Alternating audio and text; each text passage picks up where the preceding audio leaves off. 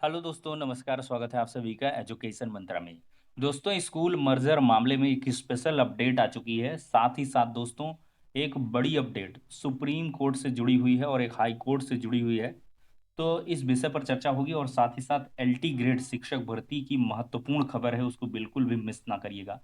तो इन सारी अपडेट्स को इन डिटेल इस वीडियो में डिस्कस करेंगे, लेकिन इसके पहले एक छोटी सी इन्फॉर्मेशन। आज हम बात करने वाले हैं एलटी ग्रेट एग्ज़ाम 2025 की बेस्ट बुक के बारे में, जो चच्चू पब्लिकेशन की है। अगर इस पुस्तक की खास बात करें तो इसमें सामान्य अध्ययन के 1800 से अधिक बहुविकल्पीय प्रश्न व्याख्या सहित प्रोवाइड किए गए हैं। दोस्तों, ये पुस्तक आपको ऑनलाइन और ऑफलाइन दोनों मोड में अवेलेबल कराई गई है। ऑनलाइन के लिए लिंक डिस्क्रिप्शन बॉक्स में है और ऑफलाइन के लिए किसी भी नज़दीकी बुक स्टॉल पर कॉन्टैक्ट कर सकते हैं। दोस्तों, इसमें बहुत सारे फैक्चुअल पॉइंट्स भी आपके दिए गए हैं। हिस्ट्री हुआ, ज्योग्राफी हुआ, पॉलिटिकल साइंस हुआ, हर एक सेक्टर जो भी सामान्य अध्ययन के अंतर्गत आता है उसको इसमें कवर किया गया है। तो दोस्तों, देर किस बात की है, चच्चू पब्लिकेशन की इस बेस्ट बुक के साथ प्रिपरेशन करें और सफलता पाएं। स्कूल मर्जर मामले में लगातार जो कह लें बदलाव है वो होते जा रहे हैं। स्कूल मर्जर में पहले छात्र संख्या 20, फिर 30, फिर अब 50 ये टारगेट में है, और 50 से कम छात्रांकन वाले जितने भी विद्यालय हैं उनका लगातार मर्जर हो रहा है।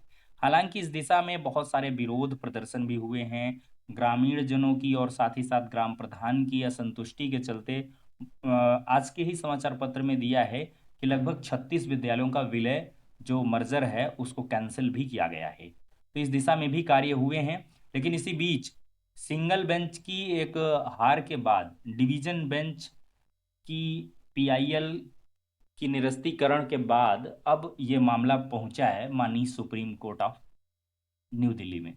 और दोस्तों, इस सुप्रीम कोर्ट में दो मामले सुने जाएंगे जो उत्तर प्रदेश से संबंधित हैं और काफी महत्व रखते हैं। दोस्तों, पहला मामला स्कूल मर्जर को लेकर के है। स्कूल मर्जर की जो याचिका है वो एसएलपी है, स्पेशल लीव टू पिटिशन। ये दाखिल हो चुकी है और इसको बच्चों ने दाखिल किया है। और अमित पवन जी एडवोकेट हैं, ये पैरवी करेंगे बच्चों की तरफ से। और दोस्तों, इस मामले पर जो कहा जाए तो chief justice of India CJI, इस पर सीजेआई जो है सुनवाई करने वाले हैं। तो काफी संजीदा मैटर रहने वाला है, काफी महत्वपूर्ण है। और दोस्तों, दूसरा मामला है 69,000 शिक्षक भर्ती का आरक्षण का मामला, जिसमें रीविजिट के आदेश माननीय सुप्रीम कोर्ट में अंडर कंसिडरेशन चल रहे हैं। और इसमें जवाब वगैरह मांगा गया था। सिंगल बेंच के बाद डिवीजन बेंच ने भी आदेश दिए हैं कि स्कूल का जो मतलब कह लें कि सूची है उसको निरस्त करके नई सूची बनाई जाए। और जो भी अगर सेलेक्टेड कैंडिडेट्स हैं बाहर होते हैं तो उनको सत्र लाभ दिया जाए, इस प्रकार के आदेश हुए थे। लेकिन एक नया सत्र फिर से चल गया है तो इस बार सत्र लाभ फिर मिलेगा। तो ये सारी चीज़ें दोस्तों कहीं ना कहीं पर्दे के पीछे हैं, भविष्य के गर्त में छिपी हुई हैं। लेकिन जो आपकी डेट है 21 जुलाई, यानी कि मंडे का जो दिन है वो काफ़ी निर्णायक रहेगा उत्तर प्रदेश के लिए। यहाँ पर आपको बताएं तो 21 जुलाई 2025 को सुप्रीम कोर्ट में उत्तर प्रदेश से जुड़े दो मामलों में सुनवाई होनी है। साथ ही इलाहाबाद हाईकोर्ट की खंडपीठ में एकल बेंच के आदेश विरुद्ध अपील भी सुनवाई हेतु लगी हुई है।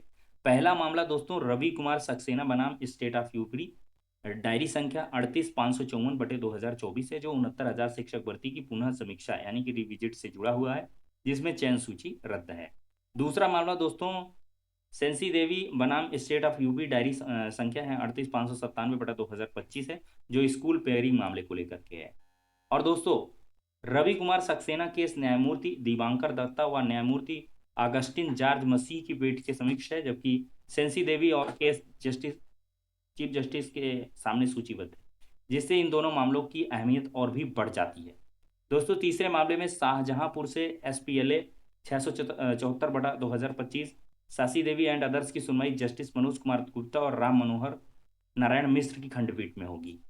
तो सुप्रीम कोर्ट में दो बड़े मामले लगे हुए हैं और माननीय इलाहाबाद हाई कोर्ट में भी ये मामला लगा हुआ है। तो 21 जुलाई काफ़ी ज़्यादा कोर्ट केसेस को लेकर जो है मैटर है। तो देखते हैं दोस्तों 21 जुलाई को क्या कुछ इस मामले में नज़र आता है। स्कूल का मर्जर होकर रहेगा या जो मर्जर हुआ है वो निरस्त भी होगा, या जो मर्जर हो चुके हैं वो होंगे लेकिन कुछ स्पेशल कंडीशंस के तहत बहाल होंगे, ये देखना दिलचस्प होगा। देखिए दोस्तों, आज के ही समाचार पत्र में दिया है देवरिया से बड़ी अपडेट है। दूरी बढ़ने के कारण 30 स्कूलों का विलय रद्द किया गया है। विलय वाले स्कूल में छात्र संख्या ज्यादा बढ़ने पर लिया गया फैसला।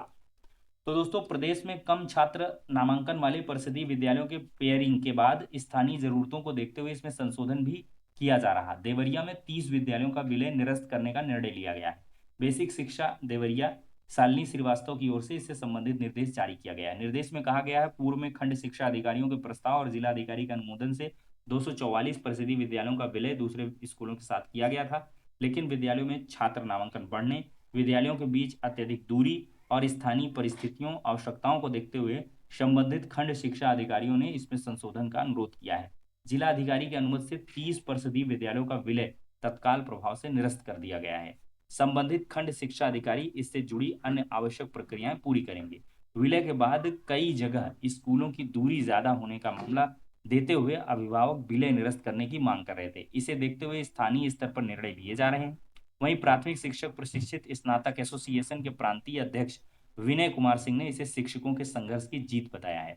उन्होंने कहा है कि यह एक अच्छी शुरुआत है और ऐसे निर्णय पूरे प्रदेश में होने चाहिए।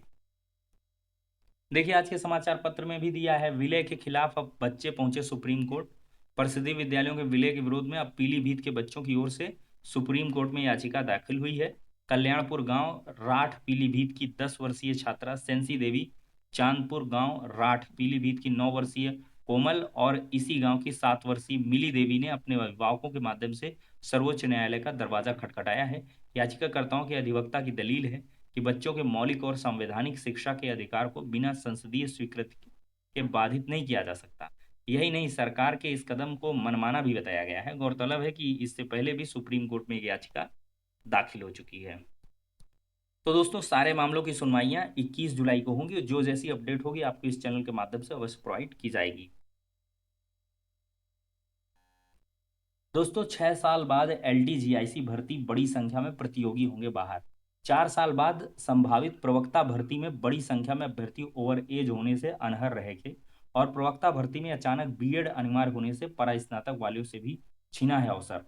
तो दोस्तों, 2018 के बाद और 2020 के बाद अब आ रही प्रवक्ता भर्ती में बड़ी संख्या में अभ्यर्थी ओवर एज होने के कारण आवेदन नहीं कर पाएंगे। 25 की एलटी ग्रेड भर्ती के लिए आयु सीमा 21 से 40 होने की निर्धारित थी। वे अभ्यर्थी आवेदन नहीं कर पाए थे, जो 2019 से 24 के बीच भर्ती नहीं आने की अवधि से 40 साल के ऊपर हो गए थे। और दोस्तों, उत्तर प्रदेश लोक सेवा आयोग ने जीआईसी-एलटी के 7,466 पदों का आवेदन जो है 28 जुलाई से शुरू किया है। इसके अलावा प्रवक्ता भर्ती के लिए 1500 से ज्यादा पदों का अधियाचन लगभग फाइनल है। प्रवक्ता भर्ती में बीएड अनिवार्य किए जाने से बिना बीएड वाले परा स्नातक निर्धारित आयु से अधिक हो गए हैं। प्रतियोगी छात्र मोर्चा के शीतला प्रसाद ओझा ने बताया है कि विभागीय अधिकारियों की ढिलाई के चलते समकक्ष अर्हता स्पष्ट करने और परीक्षा पैटर्न नियमावली संशोधन में इतना अधिक समय लग गया कि लाखों अभ्यर्थियों के ओवर एज हो जाने से उनके हाथ से अवसर ही निकल गया। उन्होंने इन प्रतियोगी छात्रों में कोई गलती नहीं है जो कोचिंग करके व स्वर अध्ययन से परीक्षा की तैयारी कर रहे थे। आजमगढ़ के रणविजय सिंह की तरह कई ऐसे प्रतियोगी हैं जो 2020 की प्रवक्ता भर्ती में मुख्य परीक्षा तक पहुंचे थे। ऐसे में उन्हें उम्मीद है कि परीक्षा में सम्मिलित होने का अवसर मिलने पर वह चयनित हो सकते हैं। दोस्तों, आयोग की सबसे बड़ी परीक्षा हो सकती है एलटी ग्रेड शिक्षक भर्ती। और दोस्तों, आवेदन से पहले ओटीआर की सलाह दी गई है, आप लोग ओटीआर जरूर कर लें। तो दोस्तों, ये हो जाती हैं सारी इंपॉर्टेंट अपडेट्स। नेक्स्ट वीडियो में मिलते हैं। दोस्तों, यहाँ पर देखा जाए तो आवेदन बहुत ज़्यादा होगा। मैं आपको कई बार बता रहा हूँ कि 15 विषयों में 10,768 पदों पर भर्ती के लिए विज्ञापन आया था, जबकि 15 विषयों में एलटी ग्रेड शिक्षक के 7,466 पदों पर भर्ती होनी है। पिछली बार 4.5 लाख अभ्यर्थियों ने आवेदन किया है था। इस बार कम होने के बावजूद आवेदनों की संख्या पिछली बार से अधिक होने की उम्मीद है। दरअसल अभ्यर्थी इस भर्ती का 7 साल से इंतजार कर रहे हैं। भर्ती में शामिल होने के लिए बीएड की डिग्री अनिवार्य है और प्रदेश में हर साल लाखों अभ्यर्थी बीएड की डिग्री प्राप्त करते हैं। आयोग के इतिहास की अब तक की सबसे बड़ी भर्ती परीक्षाओं में आरओ परीक्षा 2023 रही, जिसमें 10,76,004 अभ्यर्थियों ने आवेदन किया था। आयोग की किसी भी परीक्षा पर इतने बड़े संख्या में पहली बार आवेदन आए हैं। तो चलिए देखते हैं कितने आवेदन इसमें आते हैं। खैर 10 लाख का आंकड़ा तो बहुत बड़ा होता है, इतना नहीं क्रॉस हो पाएगा। खैर, तो 28 तारीख से तैयार रहेगा दोस्तों, और इसके लिए आप लोग प्रेपरेशन वगैरह बिल्कुल से शुरू करते हैं। तो ठीक है दोस्तों, नेक्स्ट वीडियो में